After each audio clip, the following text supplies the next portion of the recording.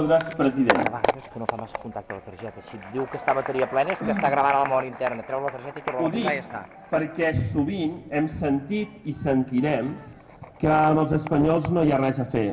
I és veritat, no hi ha res a fer. L'únic que hi ha a fer és la dignitat. I cal ser valent. I cal dir les coses pel seu nom. I cal dir les coses tal com són. Perquè és l'única manera que ells ens respectin. I em sembla que aquesta acció de Francesc Macià proclamant la República i amb la Guàrdia Civil saludant-lo, dient-li a les seves ordres, senyor president, és un exemple d'això. És un exemple d'això.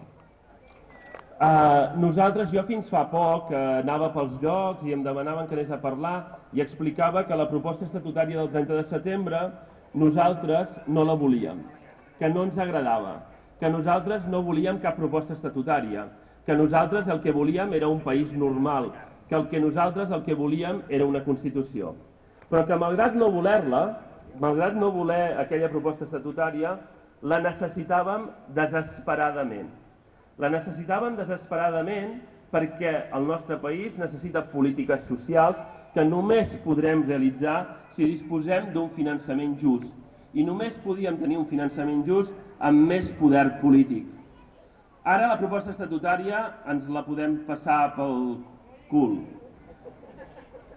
Ens han fet exactament el mateix que van fer el 1932. Van parlar amb Macià i li van dir: retira la proclamació de la República.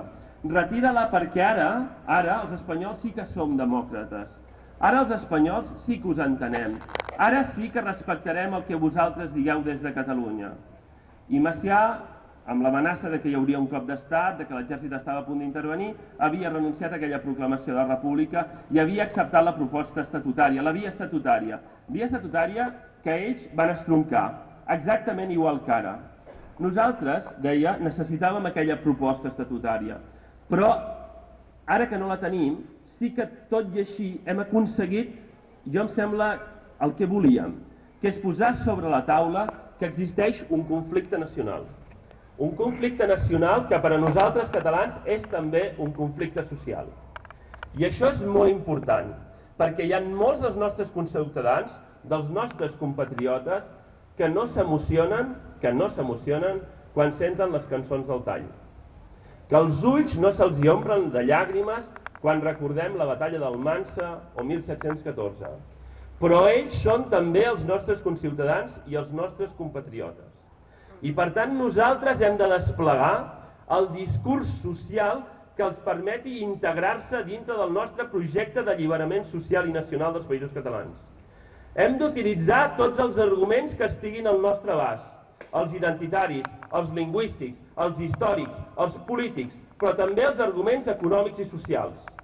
Nosaltres hem de parlar de tot, i hem de parlar d'hospitals, i hem de parlar d'escoles, i el finançament frustrat i el finançament que no ens han donat ens condiciona a tots i condiciona els interessos de les classes populars del nostre país.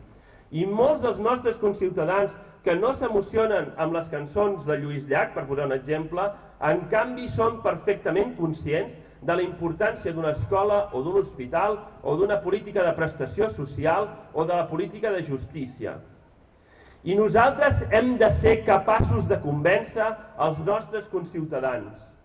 Si nosaltres els hi parlem d'escoles i d'hospitals, si nosaltres els hi parlem d'habitatge juvenil, si nosaltres els hi parlem d'ocupació, de feina, els hem de convèncer. Només no els hauríem de convèncer si vosaltres em juréssiu i perjuréssiu que a Reus i al Camp de Tarragona tothom odia simultàniament a la seva iaia i al seu fill. Si no és així, no teniu excusa per no convèncer els vostres compatriotes. I us recordaré una altra cosa. En el cas del Principat de Catalunya, hi ha un partit al Parlament de Catalunya que es defineix com a independentista i té 23 diputats. Si aquest partit tripliqués els seus vots, tindria 69 diputats i això és majoria absoluta. Això vol dir que cada un de vosaltres només, això és molt fàcil, només ha de convèncer a 2 persones més. Només heu de convèncer a 2 persones. Si convenceu una persona al llarg del que queda d'aquest any i una persona més l'any que ve, A les properes eleccions tindrem majoria absoluta.